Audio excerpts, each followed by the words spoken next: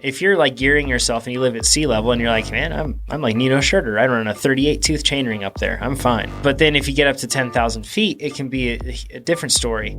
I really, really wish the cycling world would throw out ego when it comes to gearing. There's this strange obsession with having things in the biggest ring possible and not using a big cassette. 3, 2, 1.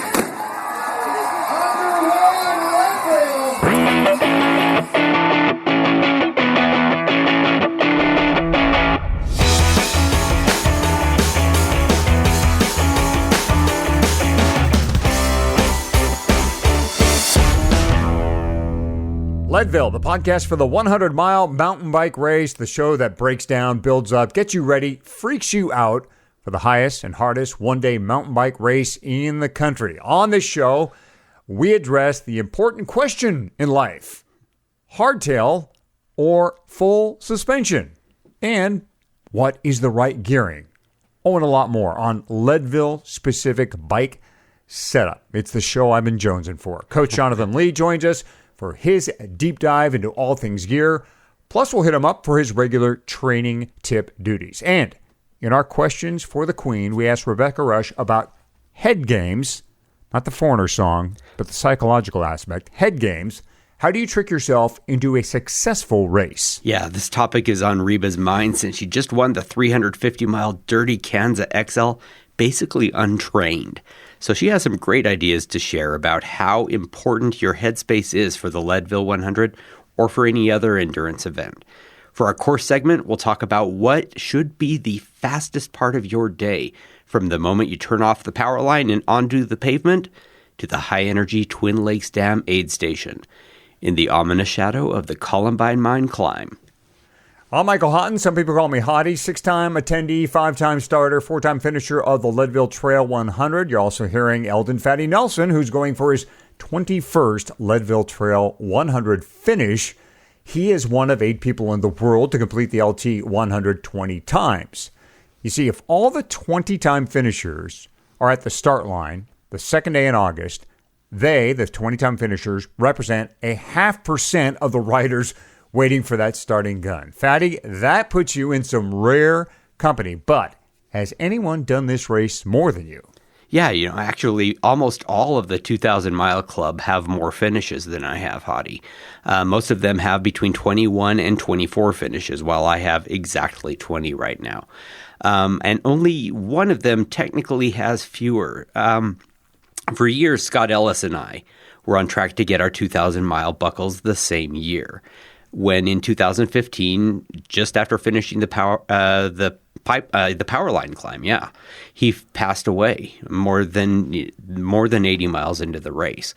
It was his 19th Leadville 100, and his loved ones last year raced his 20th as a relay.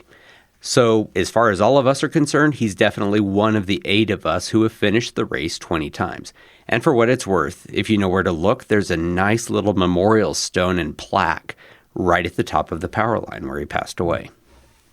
Yeah, we should all be so lucky as to pass while we're doing something we love, right? Yeah, I have thought that exact thing 1,000 times.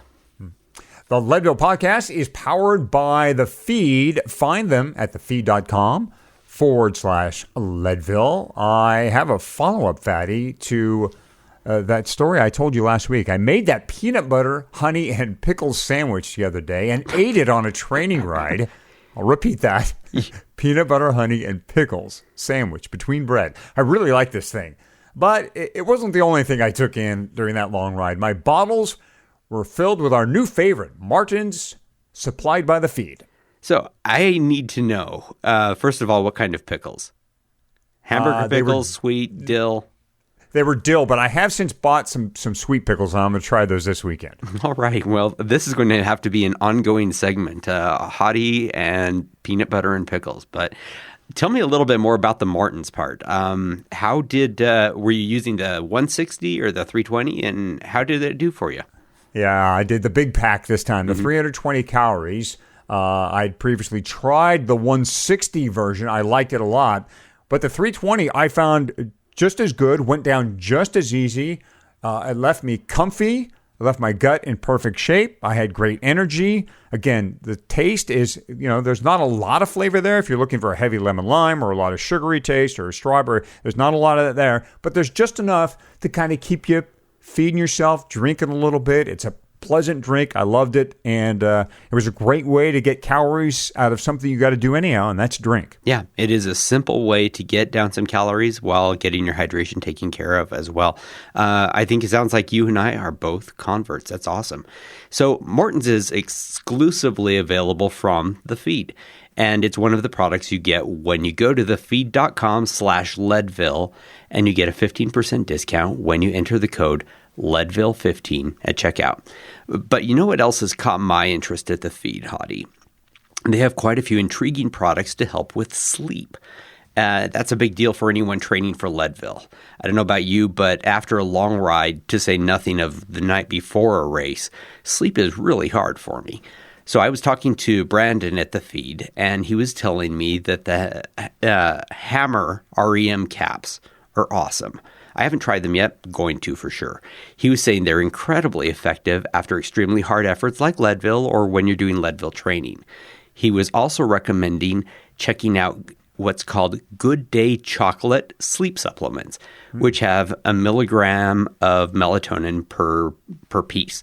I have to say, I'm not even sure if I care if those work, because candy has its own upside, right? Just want to make sure you don't have that with your morning coffee, I suppose. And then there was one other sleep aid that they had, and that was the Instavit, I'm not sure how it's pronounced, Sweet Dreams. It's a spray melatonin, which kind of weirded me out, that, like a Banaka blast kind of thing. But Brandon was saying that it works. And the customer reviews on the site seem to agree. Oh, great. So some new things to try at thefeed.com. And of course, as always, our podcast listeners can get a great price on the training and racing packs custom curated for Leadville racers. Go to thefeed.com/Leadville for the race pack. And there's a link on that page to go to the training pack. Mm-hmm. And be sure to use the code Leadville15 for a 15% discount on either of those boxes. Again, thefeed.com/Leadville and use the Leadville15 code at checkout.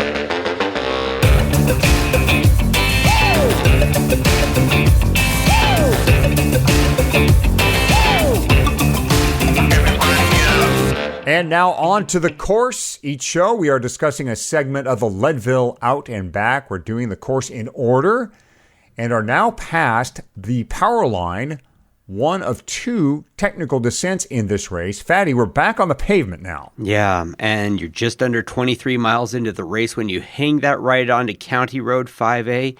And here's something to put in your don't do it like Fatty did it file. It's this surprisingly steep little run up to that right turn with a lip onto the pavement.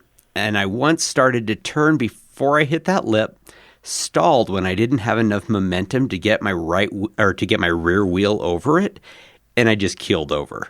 Oh. And there are about 1 million people on the turn on the way out. I'm not talking racers. I'm talking just people standing around watching and cheering.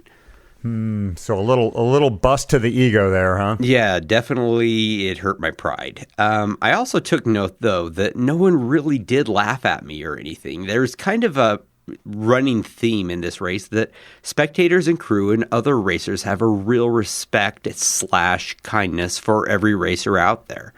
Yeah, this is a race with really good supportive vibes.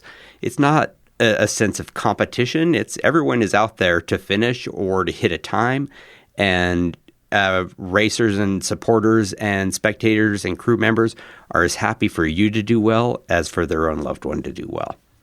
Now, when you turn onto the pavement, County Road 5A, it's almost certainly been a bit since you've had something to eat or drink. You're really going down Powerline. You're probably not going to be eating or drinking. If you are, you're probably crashing. Most people are taking this moment now to grab a gel or otherwise heat, catch up on fluids, maybe have a peanut butter pickle honey sandwich. That's right. Look around for a group to work with. And that is important because you are going to be on pavement, on a straightaway, on more or less flat for a few miles here.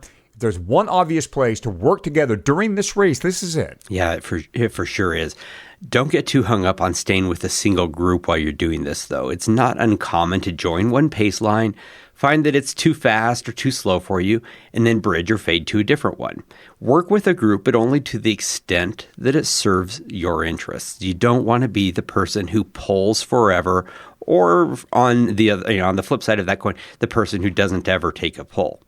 The best year I ever had in this race, I somehow stumbled into this miracle group of 4 or 5 of us, where we all knew exactly what to do, how to work together. None of us spent more than 2 seconds in the wind in a given moment. We were this counterclockwise, rotating work of moving art, Hottie. Yeah, and if you're lucky like me, one year I got behind or got in a group with a tandem, and the tandem roared down the pavement towards the pipeline feed. In a mile or so, you're going to go past the fish hatchery. Actually, I've been in the fish hatchery. It's a very cool spot if you want to do it. Oh, yeah, it's great to go in there. They have huge trout in there. In the early years, this was actually the first aid station, and then you bend left after the fish hatchery. You're going to bend to the left and continue for it's going to be around 6 miles of near flat road. Yeah, and it's easy to average more than 20 miles an hour on this road. Much faster if you're with the right group. But watch yourself. This is not a place to burn a single match. If you somehow wind up in a pace line that has your heart hitting its limit, fade off the back, because there's going to be another group shortly. Remember, there's 2,000 of us out on that road. There's going to be some people who are going the pace you want to go, and they're going to be coming up soon. Yeah, there are plenty of places where you are going to have to give this race everything you've got. This rare stretch of flat pavement is definitely not one of them. Mm-hmm. There'll be a right turn onto more pavement, and then in a few minutes later, a course marshal on the road, you're on the pavement, will be waving you for a right turn off of the road and onto some double track. Yep. When you see this, prepare for it by moving just, ever so slightly to the left so you can dive right onto this flat double track for a half mile. You want your speed here going onto the double track. Yep, you want to bring it because it is flat, it is fast, and you want to go ahead and carry all the speed you can. Save all your energy. Don't burn it into your brakes. When you come out of that, you're going to go under an arch, over a timing map, and you are at the pipeline aid station, 20 miles into the race. And this is a good place to sort of assess how you're doing so far. Of course, it's way too early to say how your day's going to go. Some people burn bright and then fade out. Some people are big diesel engines that just get stronger as the day goes along. But here's some guidelines. If you do this, you go under that mat in about 2 hours, you're looking at a sub 9. Congratulations. If you do it in about 2:15, you are looking at approximately sub 10. Guidelines, right? 2:30, sub 11, and 2:55, sub 12. So, take a look at your computer, see how you're doing, see if you're on track, but don't go killing yourself if you're a little bit behind. Remember, you got to save those matches for later. Yep, I've been over 2 hours going into pipeline, and I managed to gold buckle, so it is possible. Yes. You can make up time, and this is not the race here, this first 2 hours. So now you're going to take stock and decide what you need here at the feed zone. And you're going to are you going to stock up, or do you even need to? You have 12 miles to get to Twin Lakes, and it's definitely, you could make that in one stretch. You could actually blow through pipeline if you want to. It's definitely a decision you ought to have made before the race, though, because things can change as you're coming into this feed zone. What do you do at pipeline? What do you do, Fatty, about when you're going outbound here? Well, I have my crew skip this aid station altogether. I bring enough with me at the starting line to blow through without even slowing down. At the pace I go, I'm generally a sub 9-ish guy. It's less than an hour to Twin Lakes Dam from the pipeline. However, I do encourage everyone at the aid station to cheer for me, and more or less people oblige. I love the energy of the crowd. How about you, Hottie? Do you stop there? Now, I skipped my first year out because I just had one crew member, so I basically had no choice but to go right through the aid station. But the other times I have stopped, whether for a nature break, twice I was pacing someone and they needed refueling, so we did stop. Whether you stop or not, though, whatever group you were with before out there on the pavement, you will likely that group will likely have dissolved by the time you get through the other side of the pipeline feed. So be on the lookout for other people to work with again. Not everyone. Now, everyone treats this 12-mile dirt road between Pipeline and Twin Lakes Dam as a quote-unquote flat section.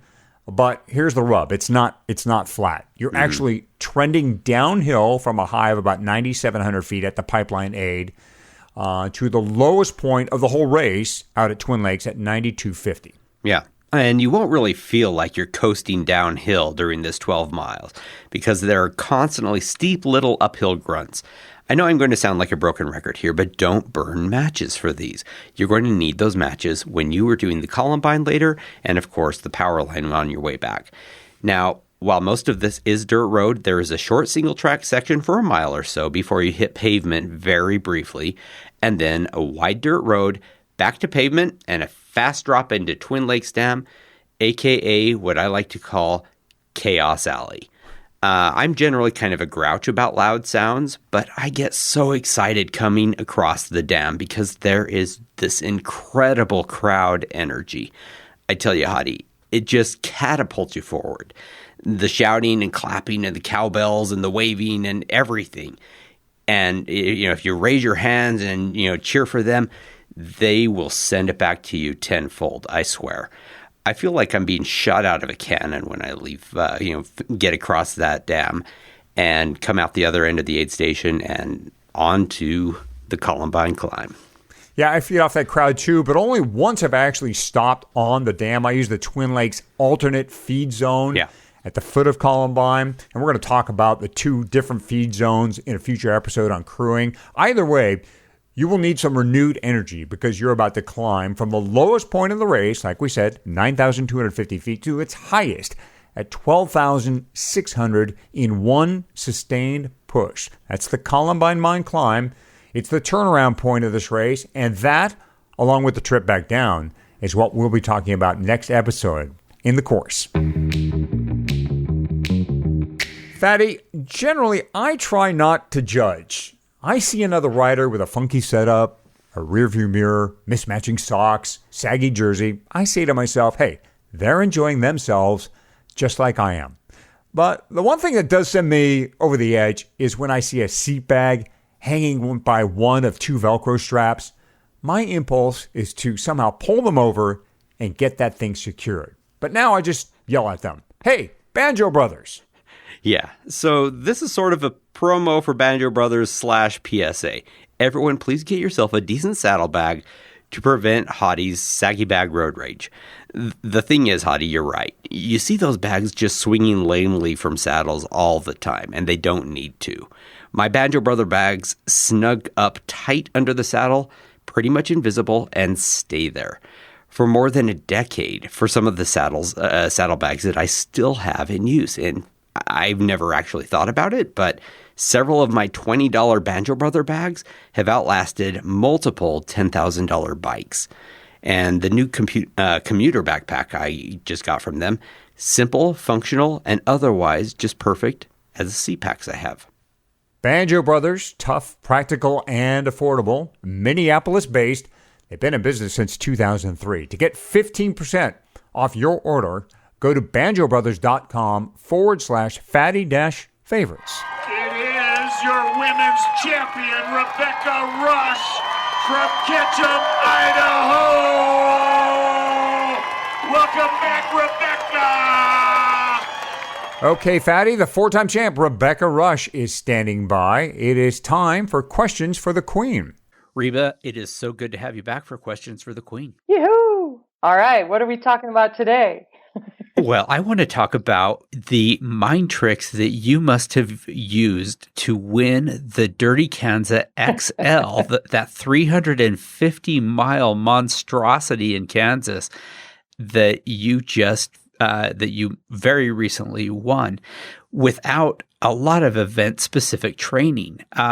It kind of makes me think, for any event, your body is only part of what gets you across a finish line, right? The training your brain has is also a big part of that.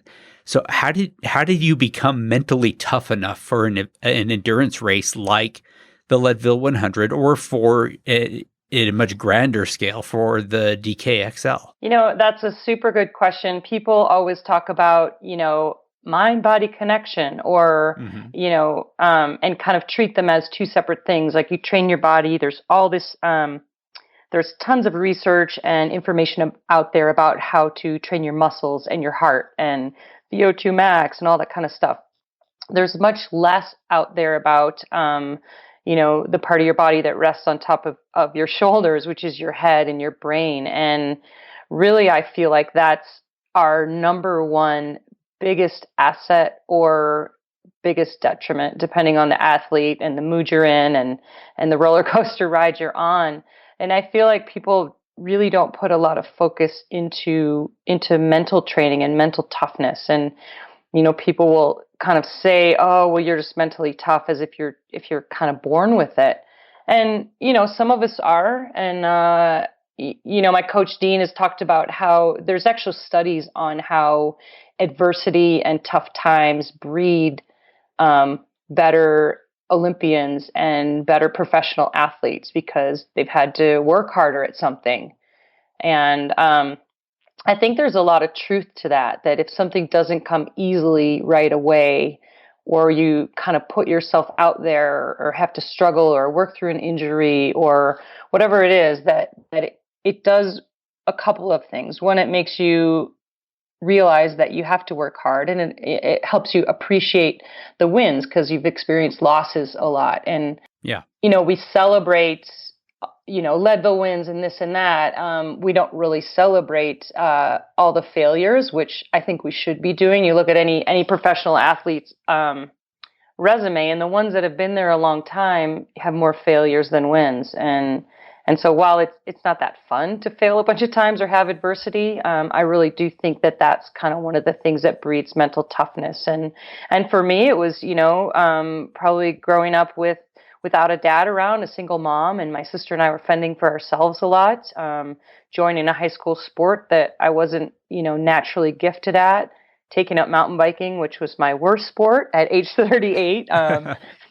So I think things that aren't handed to you on a silver platter or don't come easily, those are the things eventually, if you stick with it, that you excel at. And that's where the mental toughness comes from, is staying in the game. Yeah. Really. And I learned early on, some tricks for that from high school cross-country running or times where things weren't going well. And a race like the Leadville 100 is extremely physically demanding. And there's going to be a point, no matter, if you're Todd Wells or somebody at the front of the pack or Dave Wiens, or you're the last person, there's going to be a time when it hurts really badly and you want to stop and your body is shutting down. And that's where somebody who's mentally strong is going to push over the edge versus all those people who don't finish or they drop out or, it's probably not that their bodies failed them any more than the people who finish. It's that their minds failed them.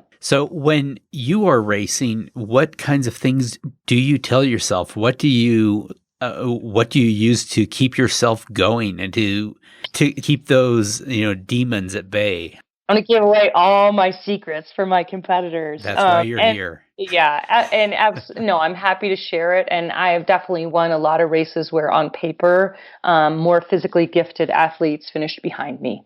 Better VO2 max. They don't have asthma. They're younger, they're faster, they're whatever.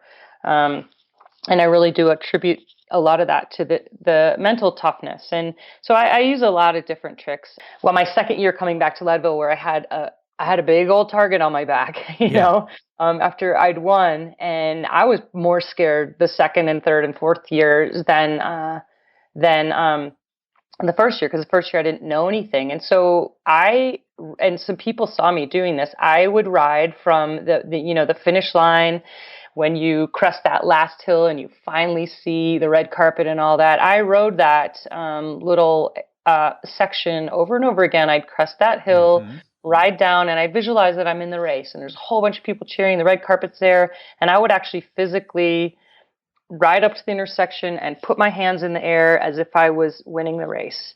And I'm doing this, of course, on Friday before, and there's cars and there's traffic and there's all these racers walking around, and I did this 3 or 4 times, put my hands up in the air, kind of pretended like I was having my little victory salute, and there were some people that asked me, like, what are you doing? And I'm like, I'm visualizing my race win for tomorrow. You're making it real is what you're doing. Yeah. putting it in, and I had visualized it at home, that exact finish line, that what the time on the clock would be, what I would feel like. But then when physically I would do it also to reinforce that feeling. And of course, we all know how the story ends. It worked. So I use visualization a lot. I use meditation, which is a newer practice for me. Just kind of really calming my mind. And I also use some mantras that I've had since high school. And one of them, the only race I've quit in my life, there's a story about it in my book, is I stepped off the course in a cross-country race. It was the regional championships. I was the top runner for our team, and I just wasn't having a good day. I wasn't in the front, and I didn't like being, the middle back of the pack, and I walked off the course. And I still remember the scars and how embarrassed I was to go to my coach and my mom and my teammates, and they're like, what's wrong? I'm like, nothing, I just quit. And I was so ashamed. Luckily, we still made it to the state championships because the last girl in the team had the race of her life, and she basically qualified our team for us. Wow. And I had a real trouble with that. I was mentally really struggling with it. And our assistant coach said to me, gave me the mantra, he's like, just don't think about quitting. Don't think about this. And he's like, all I want you to do while you're running state is just, when the negative thoughts come in, just say, I can, I will, I won't be denied. And what's interesting about a mantra is there's only space in your brain, really, especially when you're endurance racing, because you get kind of stupid. There's really only space for one thing. And if you're saying, I suck, I'm bad at this, I'm terrible, even if you don't believe it, replacing it with something like, I can, I will, I won't be denied. And I just chanted those words over and over again. I made all state. Our team won the state championships. And it really taught me early on in high school the power of the mind. And I still use that same mantra. And it really does work. It's pretty awesome. And I recommend it to anyone. And that's something that I can fall back on when, like I said, my brain is not working at all. I have negative talk going on. I'll put that mantra in my head. I believe in what you do with in your head is what your body is going to perform. And if you were thinking about, I can't, I won't, I'm tired, my legs are killing me, then that is so. If you think about the finish line and the enthusiasm of your family and your loved ones and you and all of that, then that's what's going to happen. Well, and that's another technique that I use too. With I'm hurting out there, and kind of going back to high school, and I think about if I have a bad race, what am I going to say to my coach, to my family, to my friends, to fans, to myself? What is that dialogue going to be? And I'm out in the middle of a race going, well, I want to celebrate with my friends. I want to be having a really good time at the finish line. And so I'm going to try harder now because I don't like the dialogue of making excuses or what happened and so also, thinking about a finish line celebration, how good it will feel if you feel positive about your race. I don't just think about that at the finish line when it's happening. No. I'm thinking about that in the middle of the race. Like, how cool will it be if I break my record, or, who's waiting there for me? And I think of those people, and that kind of pulls me along like a little magnet as well. You have something you can draw on that is positive. Don't have it be, I'm going to feel terrible if I quit. I'm going, what will I say to my kids? Blah, blah, blah. Instead, this is how it's going to feel when I finish. There's a party at the finish line. And you see a lot of people who tape, pictures of their kids on their top tubes or little sayings, because sometimes you forget all that stuff and you're like, oh, you look down and you're like, yeah, on the top of my Niner, it's on every Niner bike. It says pedal, damn it, and you look down and you're like, yeah, it really is that simple. Just pedal your bike. So I'm a fan of putting visual reminders as well. If you need to tape something to your bike, you see a lot of people doing that. Well, Reba, thank you so much for sharing your mantra with us and your positive thoughts. We look forward to talking with you again next episode for Questions with the Queen. Sounds great. Thanks, Patty. Hottie, I think every endurance racer goes to some kind of dark place from time to time. It may even be one of the things we're drawn to. We like to show that we're stronger than our demons. I'm curious what you do when a long race starts dragging you down. Any mantras or visualizations or other ways that you trick yourself into keeping going? Yeah, well, let me just have a little Leadville confession here while we're at it. I've had a mental breakdown. It happened last August. I had to pull out of the race. Not because I physically wasn't capable of finishing or doing the race, because mentally I was not into it. I had not set a carrot for myself.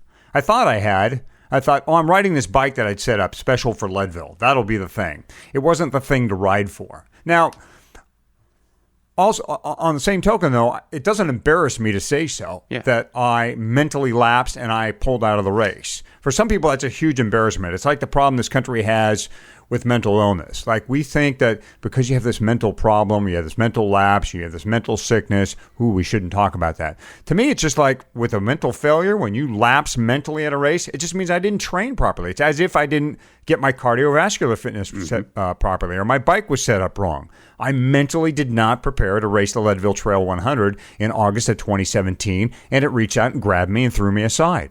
Yeah. And it's simple as that. Now, to stay in races, what I've done, again, I need that carrot. A lot of times what I need is, it's hard for me to create fight or flight. In other words, it's hard for me to do intervals on my own in training. I have a really difficult time of pushing myself hard enough. But if I find a carrot, i.e. another rider to ride with, or a group ride or something like that, I have no problem going into the red zone.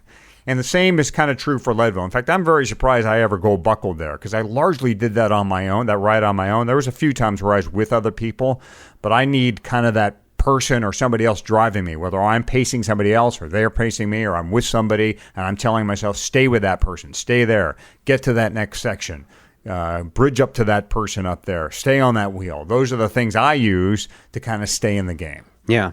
What you're describing reminds me a lot of what we were talking about in episode 1 of this season. You got to have your why defined, right? And really, that's true, I think, for everyone. And that's what Reba's talking about, is you have to have your why in your head, and you've got to keep it present. My own mental strategy for sort of keeping the demons at bay is pretty simple. I'm a simple man. It's a simple reason. I just don't bring a mental plan B to any race that I do. If I'm starting, it's never, ever with a we'll see how it goes perspective. It makes me into kind of an obnoxious riding partner, because I'm that way when I train too. I do not like mid-ride route changes. I don't like to shorten rides. I don't like to lengthen rides. I like to do the ride that has been specified. I hold it in my mind almost consistently, and I think there is a value there, at least for racing. I may not be a pleasant person to ride with, but I'm an okay racer because of this. I take this high-level decision-making out of the equation, out of the race, out of my training. Continuing isn't really a question or a topic for my personal narrative, for my personal debate. It's just what I do. I just don't think about it. I'm going to do the ride. If you have questions for the Queen, leave them in our comment section. Leadville100podcast.com is the website. Or you can tweet with the hashtag Leadville100podcast. Finally, you can just give us a call. Send us a text, 719-453-1514. Yeah, thanks, Hottie. And quick plug for Rebecca. She's always got something big going on. That is the way she is. Whether it's her camps, a race, or Rebecca's Private Idaho. Maybe something to consider doing after the Leadville 100. Hey, you're going to have all this fitness. May as well do something with it, right? Learn more at RebeccaRusch.com.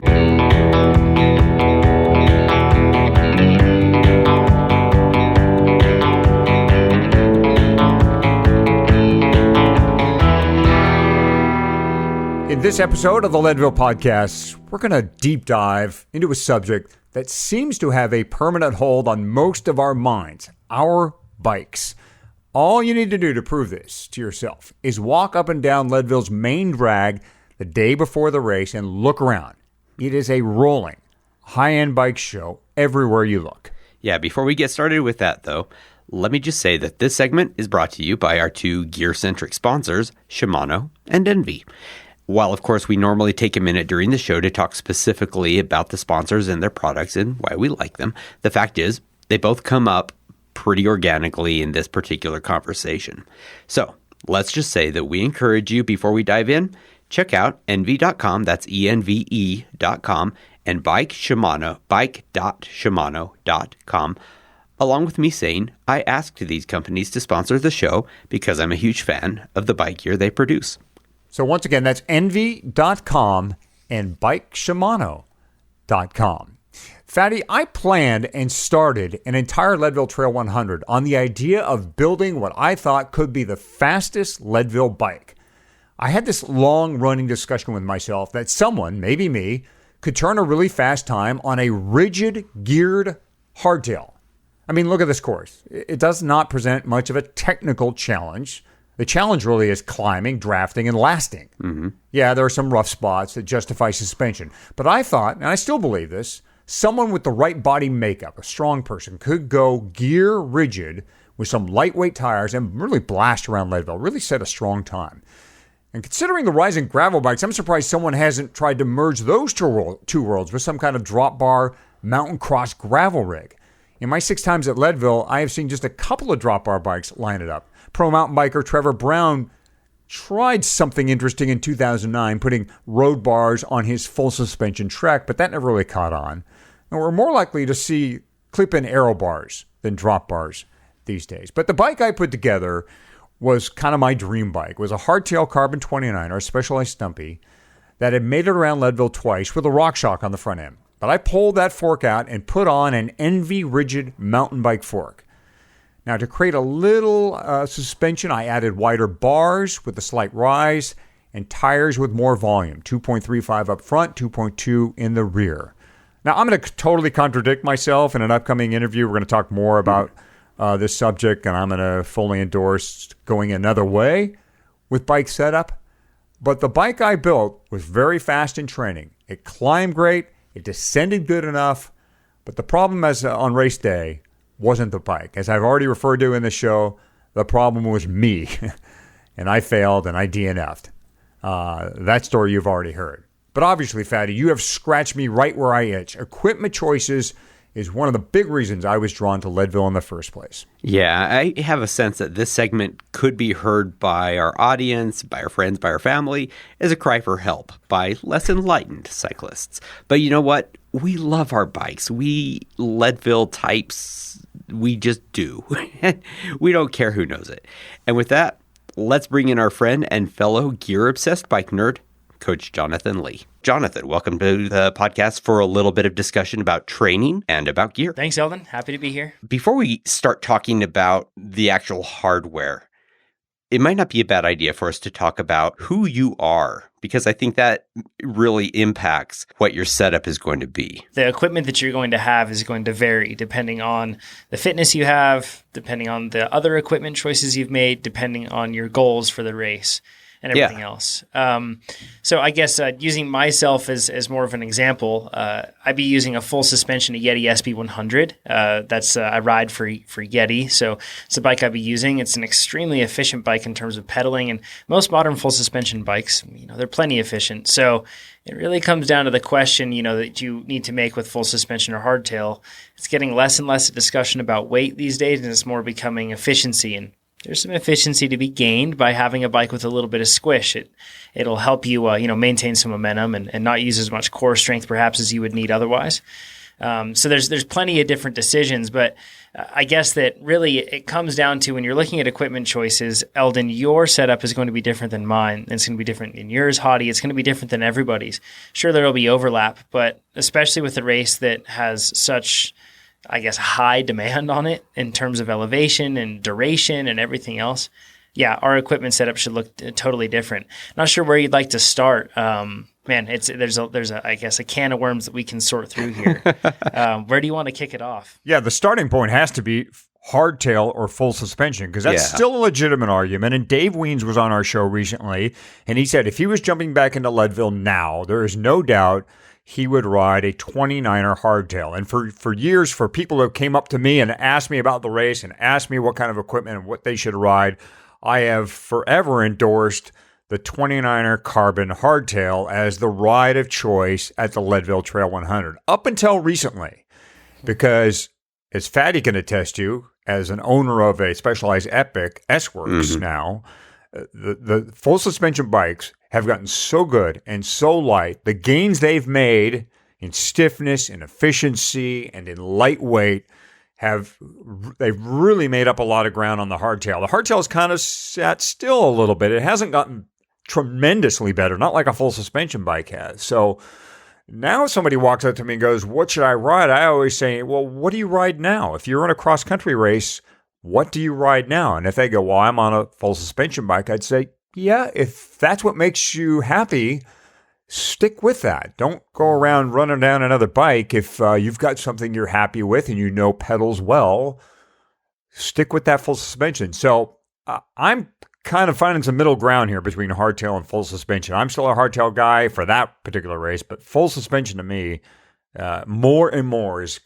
becoming a legitimate choice at that race. It's kind of interesting. I think that with full suspension, I think like getting to the root of why it's changed is important. Okay, so like, granted, they've been able to bring in different types of carbon fiber and different, I guess, qualities or levels of carbon fiber that have allowed them to make a lighter frame and still maintain the stiffness characteristics that they want.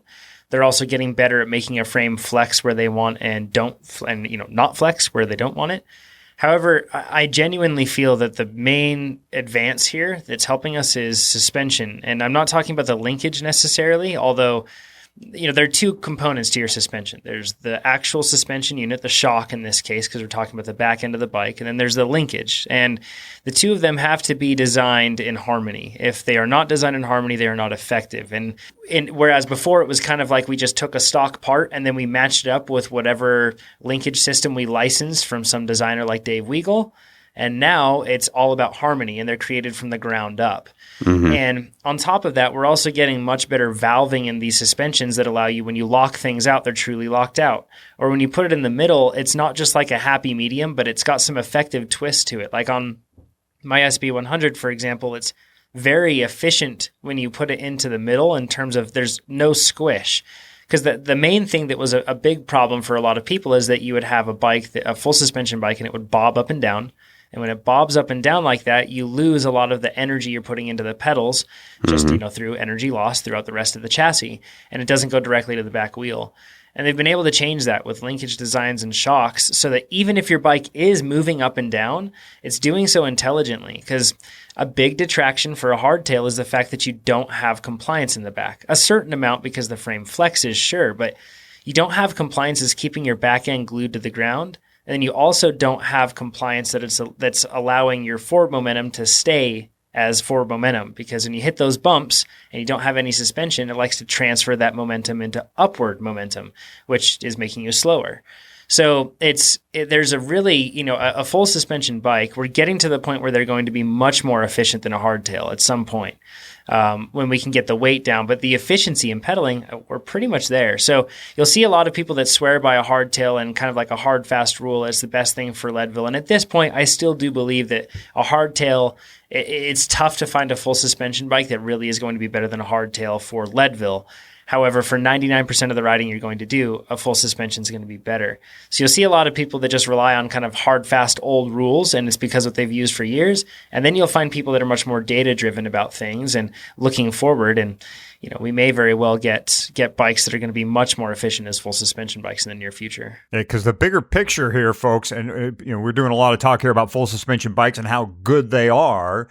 And they are. A hardtail is still going to be, you put them head to head, you climb on each bike, you sit at the bottom of Columbine, you ride up Columbine, you're going to be faster on the hardtail 9 times out of 10, 99 times out of 100.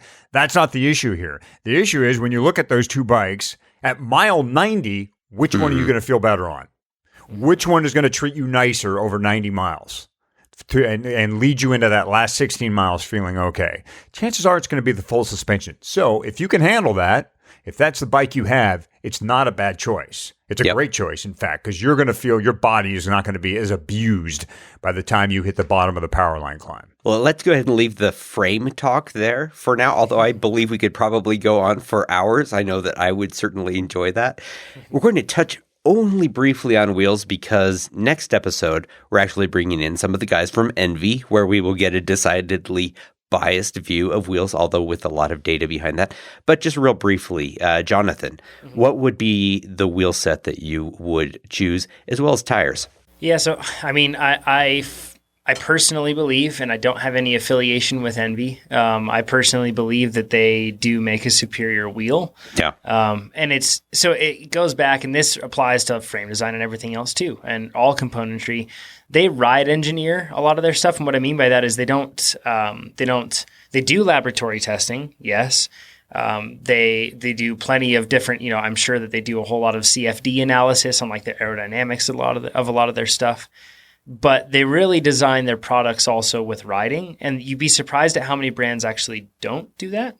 There are plenty of brands that go to a catalog manufacturer over in Asia, and then what they do is they basically say, okay, this is a great starting point. Now, bring it in, we'll make some tweaks, some changes, and we'll call it our own. And then they basically say, manufacturer, please don't sell that to anybody else. We'll pay for that, right? That's usually how it works. And Envy is really unique. So I'm running their Envy, the M525 wheels on my bike. They managed to drop the weight from the previous ones. They said that they made them less stiff. I was expecting the wheel to feel a bit more flexy, and I'm glad that it doesn't, because I like a very stiff wheel. If my bike has suspension, that's where I want the squish. I don't want squish in my wheels. So they're extremely razor sharp. They're very good wheels. So that's what I'd be running. Really, the principle, though, behind good wheels for this race is you want something, yes, that's light, but don't worry as much about the weight as much as something that's going to be stiff and reliable.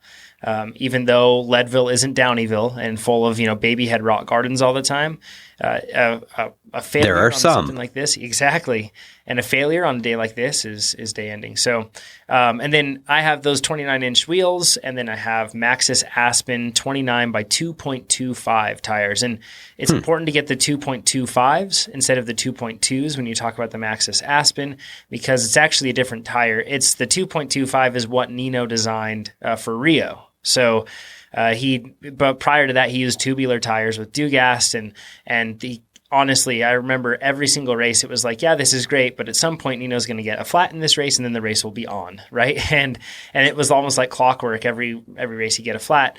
Then they switched over to Maxxis to get away from that, and I think to get some better tech. And he ended up switching so that, the new Aspen, the 2.25 it rolls much faster. The center knobs are slightly ramped. There's a bigger gap in between that and the side knobs. So really what that means is that when you're riding flat on straight roads, you're going to be faster. And then when you lean it over, you're going to get a better lock-in because you have a slightly bigger gap there between the center knobs and the side knobs. I love that tire. It's thoroughly impressive. And I've even ridden it in like deep mulchy stuff to really hard pack SoCal style concrete. And it's really, really good. So, Jonathan, I think you just sold me some tires. They're really good, man. I like them a lot. It's kind of akin, though, like if you were to run like a specialized fast track, it would be similar to that.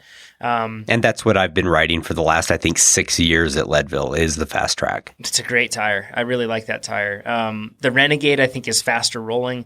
And I think the big debate that a lot of people go with into a race like Leadville especially is they want to go with something that's faster rolling, and they'll sacrifice traction in order to do that.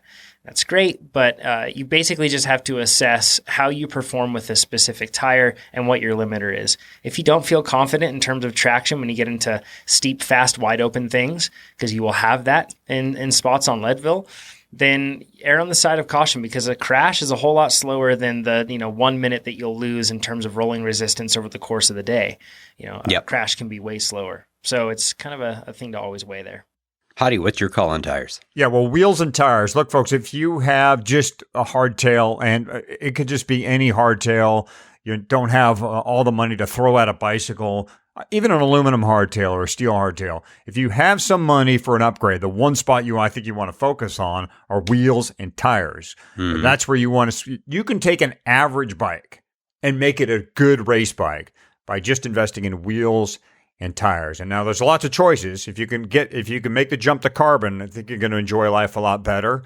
Also look for good hubs. You want something that's going to roll along real nice. I love Chris King, DT Swiss. These guys all hold up. And again, the tire debate is this massive, huge debate. I've gone anywhere from S-Works Renegades to Fast Tracks to Ardent Races, Icons. I've kind of run the gamut there. As big as 2.35 and as small as, I think that Renegade is all the way down. Well, it's down to 1.8. I didn't run those. I think I ran the 1.95 once, and done fine on all of that stuff. A lot of it's bike handling too. If you're a really good bike handler, then you can take a little more risk with how much grip you're going to put underneath you. You can maybe go for something that's going to roll a little bit better, be a little bit lighter. If you're a great bike handler, if you can handle the rocky stuff, you'll be able to get through that stuff. If you are more tentative, I would say look for a little more volume in your tires, something above 2.2. I've been riding with 2.3s and have been happy with that. I think probably it has more to do with confidence when I look down than with any actual grip if I were going to use any kind of data. Before we move on, and I know we're going to talk more about the rolling part of the bike much more next week, but I want to get from Jonathan, what is your preference as far as the liquid latex or stands or orange or whatever you're using? What are you putting to keep the flats away? Yeah, so I either use Stan's race sealant. That's different because basically it has a more, to provide a comfort or a knowledge, or I guess a well-known term, it's chunkier, right? So it's got stuff that will clog holes better than it would otherwise. That also means that the hole that is your valve stem will also be clogged better. So that can be a bit of a pain. So you'll basically just have to make sure that you take your valve cores out before like critical races. It's really easy. You just take the valve core out and then just make sure it's clean of gunk. Then I usually run like an Allen key down there into where the valve core was, and it pokes out any type of gunk that you had. But I run Stan's race sealant or I run Orange Seal, one of those two.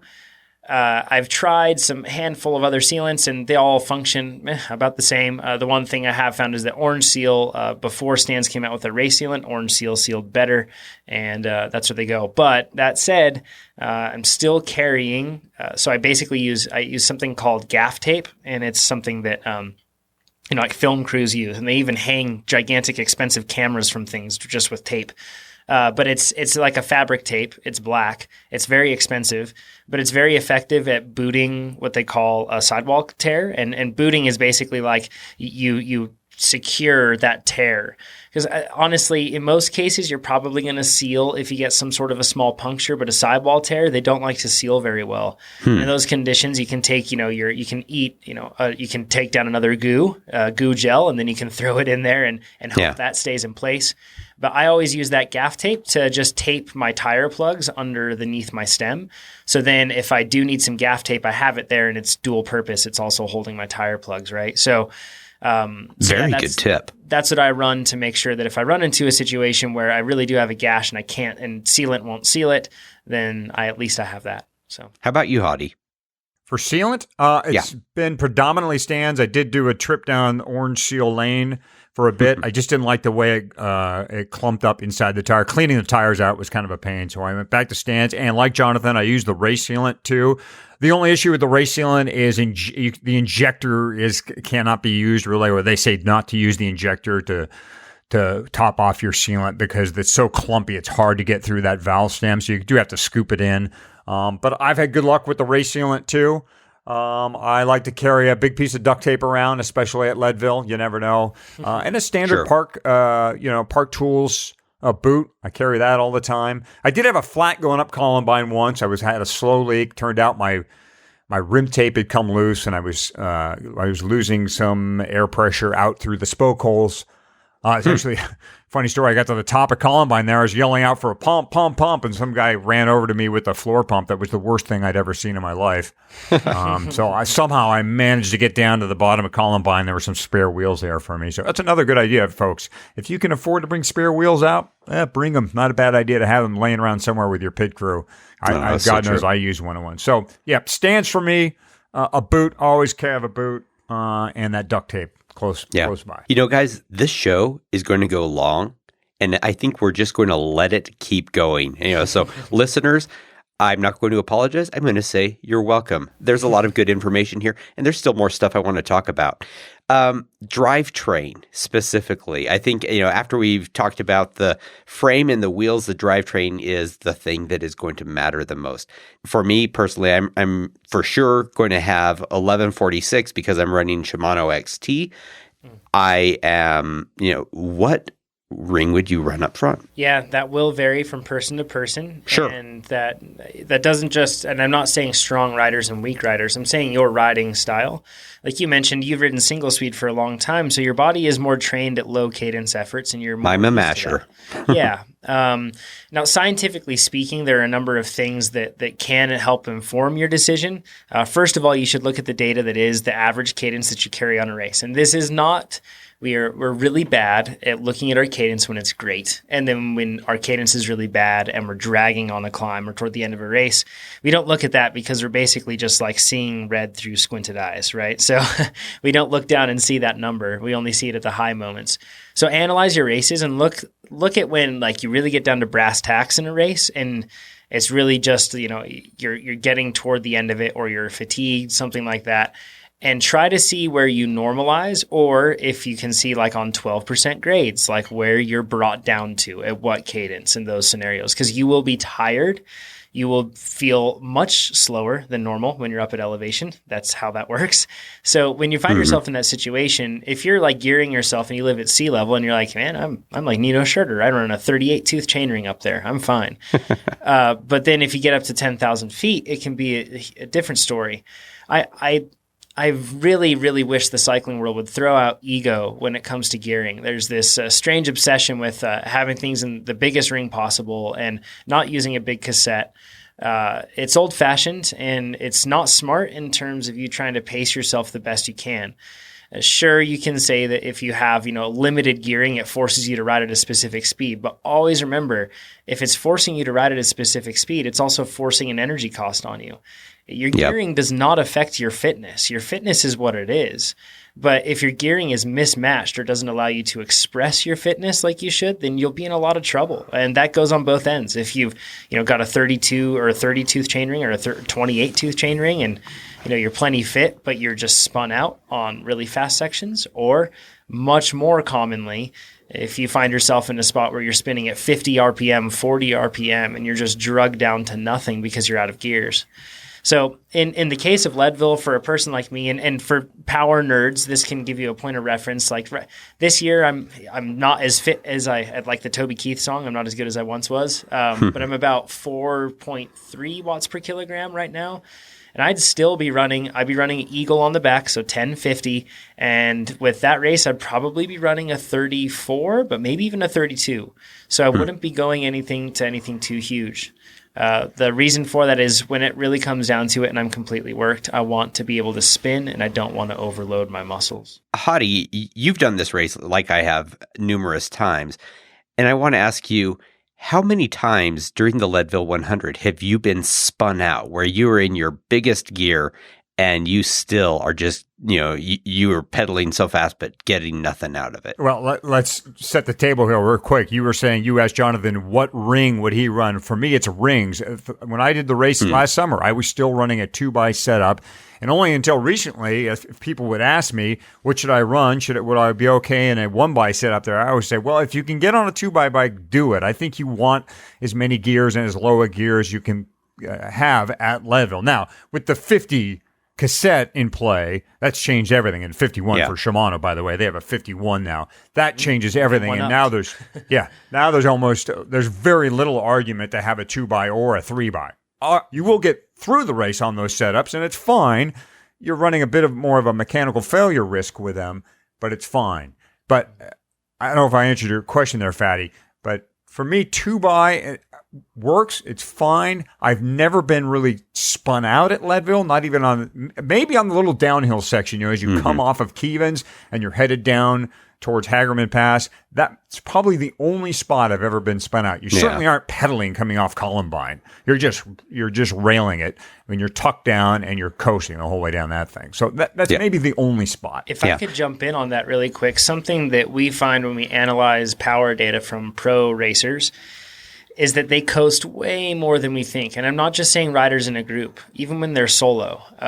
For example, Jeff Kabush recently at Dirty Kansas, when he was chasing back to the group after getting a flat, It was like a 25-minute chase, and he coasted for over 3 minutes of that chase. And it wasn't even on, we're talking like 5-6% grades. Yeah. So in times where you're panicking because you feel like, oh, I'm spinning so fast, I'm out of gears and everyone's going to run away from me, you'd be much more, a much more wise decision would be to rest and recover. Use that time to rest and recover. That will pay off even better. You get to coast for a bit. You don't have to do a top tube tuck or anything, but sure, knock yourself out if, well, that's a bad one to say, but go ahead. Tuck if you want. But the point is, use that time. You're not going to gain much at all by pedaling through that. You're just going to lose a lot of energy. So might as well save that energy. And I'll just go ahead and make what I think is a pretty simple point. As someone who's done this race, 20 times, every single time have come to some point where I could no longer pedal and I had to get off and I had to push. So no matter how light of a gear, you're going to have to get off at some point and you're going to have to push. If you have the lighter the gear you have, you'll be able to go a little further, and there might be a fewer places where you do have to get off and push. I don't think there are many places ever that I am spun out. So if you are going to prejudice your gearing for the Leadville 100, I would say prejudice toward a lower gear. Give yourself the ability to pedal a little bit longer on the uphills. The only caveat, Fatty, might be, there's kind of two worlds that could be listening to this. We have the folks who ride the Leadville 100 and are trying to survive it. And then you have racers who are genuinely trying to scorch the course, do something even better than a gold buckle. And for those people, they do have to consider top end, top speed, spinning out, because they may get in a group. They may be pedaling in spots that you or I wouldn't. So yeah, their bike setups might lean a little bit more with a little heavier gear. I think Todd Wells, for instance, he would run on his one bike setup with a 42, like a 34, or maybe a 36, I think he would run as a front ring. And that's a pretty heavy gear to get up Columbine with. But again, he had a much different objective than 99% of the field. Let's go ahead and leave drivetrain for now and talk a little bit about contact points, your saddle, your grips, and perhaps especially your shoes. Hottie, you and I actually were in an email thread with a listener last night, a guy who was who has ridden Leadville and had really sore hands and I think wrists by the end of the day. I suggested that he set his shock so that it was a little softer, and also perhaps a stem a little bit more upright so that he wasn't putting as much weight on his hands. I think what were you suggesting? Handlebar choice. So maybe a little wider and maybe with a little rise in the bar that'll offer a little more give. There's a little more flex in that type of handlebar. Yeah. There's also at least one handlebar maker out there, and their name escapes me, that makes a bar that's got a built-in dampening effect. It's not a carbon bar, in fact. It's a coated aluminum bar that has a built-in dampening effect. It's made for more enduro-style riders who are going over very rough terrain. That certainly is an option. And my other suggestion would be grab a tennis ball and start squeezing it. In other words, do forearm exercises, do hand exercises. Look, everyone's hands and forearms and triceps are sore at the end of the Leadville Trail 100. So a little armor, a little body armor in the form of muscle tissue certainly will go a long ways there. The other thing I'd add to that too is the fact that a lot can be done by making sure that you remember to rest and relax that grip. It's a big race day. It's one you've prepped for all year.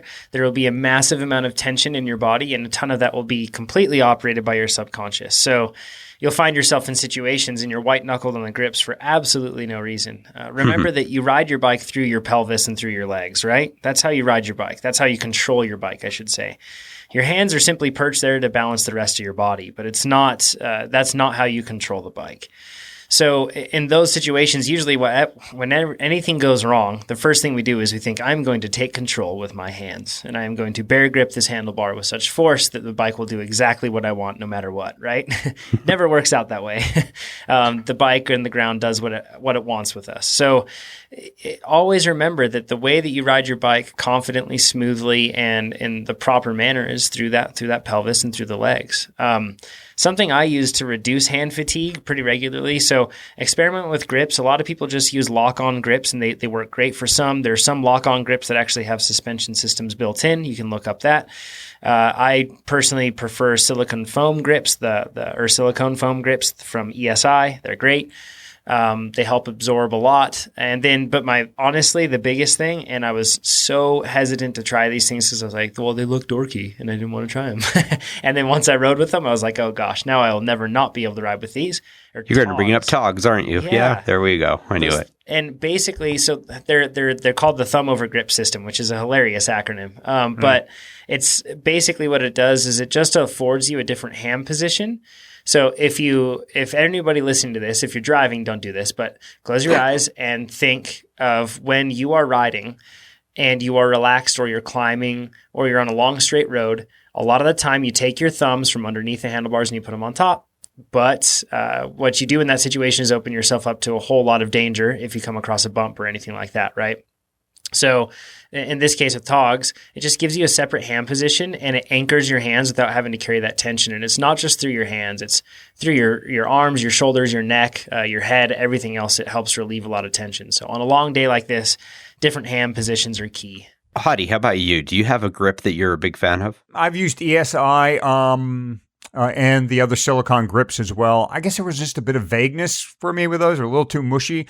So I use Ergon's, actually one of their enduro grips, or they have a trail grip. It's not the paddle style one, but they have a trail grip out that I really like. It's probably too firm for most people, but I'm from the school of Light Hands, Heavy Feet by Lee McCormick, who is a mountain bike skills coach. And he teaches people to keep a light grip and keep heavy feet, and you'll hold onto the bicycle just fine.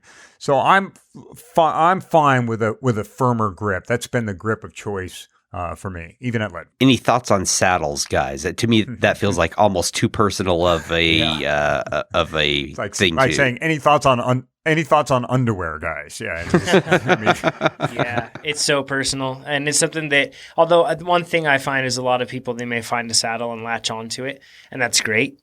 You should, but you should always open yourself up to testing saddles too. So. Yeah, I would say that. I've recently switched after swearing by the Specialized Phenom for a long time. I've switched over to the Pro Logo Dimension saddle, and far prefer it. So your body changes over time. You know, your saddle isn't the same. Fatty, you can attest to this. Whatever saddle you have, make sure it's durable. Yeah, check the rails before race day, guys. I don't even know how much time I lost last year. You know, that sub 8, man, I might have had it if it weren't for a rail that I think probably, to be honest, must have already been fractured before I started the race because it let go on the first bump. So yeah, I failed to inspect and paid the price.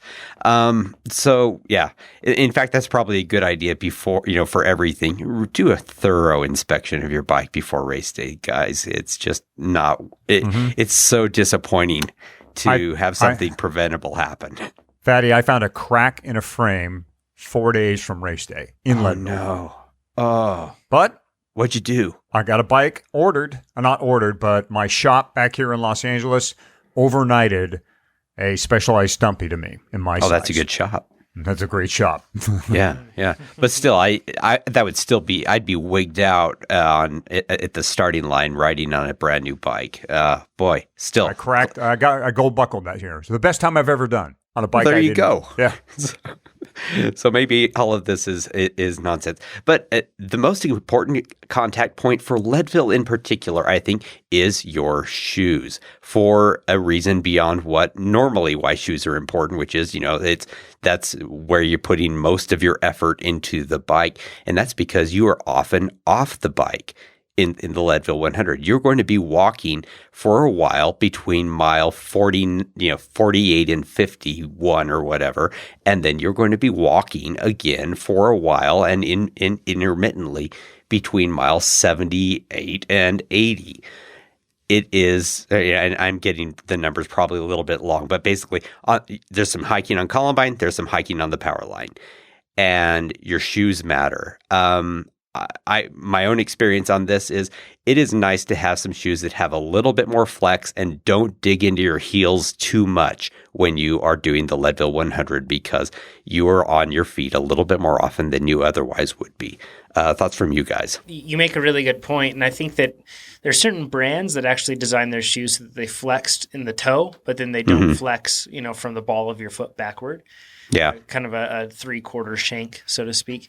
And that can be really helpful if you're doing hike-a-bike stuff. For cyclocross, it can be really helpful as well, that sort of thing. It's a great point in terms of, I haven't bought shoes specifically for that walk-ride balance at all. The one thing I can say is just make sure that you don't get new shoes before this. Like I would, in other words, make sure they're broken in and, the shoes have mated to your feet. One thing that I would say is a lot of people, on long days like this, you'll experience shoe discomfort, and I'm not sure anybody doesn't experience that. That's going to happen, but within reason, you can reduce that sort of thing. And the biggest thing that I've found to be helpful for me, and it is not cheap, but with skiing my whole life, I've always gotten custom insoles made. And I've only recently have made the switch to getting custom insoles made for my cycling shoes. The good news is I've transferred them from brand to brand of shoe, and it's no problem at all. They just slide right in, and it's still just as supportive. But custom insoles have been huge. I thought I always needed a shoe with a really wide forefoot and a narrow heel and a high arch, and turns out, yes, I still need a high arch, but my insole takes care of that. But I can basically run any shoe I want now because the forefoot isn't splaying out because I'm actually properly supported. So, a proper insole the one that's really custom made to your foot can make a huge difference in taking, even if you have subpar shoes, it can make your shoes last for another year. In other words, they may flex or start to give out one way or another. But if you have proper insoles, you'd be surprised at what you can get away with. So that's my tip on shoes. Very good tip there, Jonathan. Hottie. Yeah, this is a tough one. Put your foot in a stiff carbon-soled shoe, add 50 to 90 RPMs, multiply that by 10 hours. Yeah, you're probably going to have sore feet. Anyone would. Look, the Leadville shoe thing is a bit of a quandary. A good argument could be made for running stiff-soled shoes. You want all the efficiency you can get. You're going to be doing a lot of climbing. You want everything to count, every pedal stroke to count, right? In fact, an argument can be made for road shoes and pedals. Christoph Sauser ran them. You will see people on road shoes and pedals at Leadville, people who know they can clean Powerline, that is, and get to the top of Columbine. Generally, these, again, are the top 1%. Now, if you're not in the top 1% at Leadville, you're going to want to think about walking. And the best you can do is just get out. You're probably going to be in cross-country shoes. That's what most of us wear. Get out in those things and walk in them. Get out, push your bike. Dave Weens told us that a couple shows ago. Get out, walk with your bike. Push it. Push it for 20 minutes. Because if you're walking up Columbine, and you probably are if you're in traffic, you're going to have to do some walking. It's probably going to be 20 minutes, if not more, worth of walking. So do that and see what happens. Yep. There are some shoes out there that are designed better for walking. Yeah, you're going to give up some of that efficiency, but it's worth figuring out now before you're standing at the base of Powerline going, how am I going to walk up this thing? Yeah, and I will second all of that and add, think about maybe your socks for that, because a pair of socks can impact how your shoes rub against your heel, and that makes a difference. Just a little bit of comfort can go a long way, especially around mile 8. By the way, are you guys BOA guys or lace guys? Or Velcro strap? I'm currently riding with the Shimano S-Fires, which are BOAs, and I really like how I can loosen and tighten them just by a notch or two, mid-pedal stroke. I tend to be, my feet, they tend to vary between like 1 month's pregnant and 9 months pregnant constantly throughout a ride, back and forth. So as a result, I can't run laces. I haven't found the ability to run them effectively and get the fit I want the whole ride. So I'm a BOA rider, but I use S-Works shoes almost primarily or almost exclusively. And the nice thing about that is that you have to look, not all BOA dials are created equal. And sometimes you'll have a BOA dial that the only way to release the tension, you can't do it click by click, but you have to actually pull the thing out and it completely releases. That can be really frustrating. But something cool on some shoes that I saw recently, Northwave shoes, they're bigger usually over in Europe than they are in the States. They have this cool little like ratchet lever where you basically, because dialing in your BOA dial, I mean, it's obviously easier than laces, but when you're riding, it can be a little bit of a tricky endeavor at times. to reach down and to twist that in the proper direction. And this thing just basically has like a little button that you just push over and over and over, and it micro adjusts it tighter for you.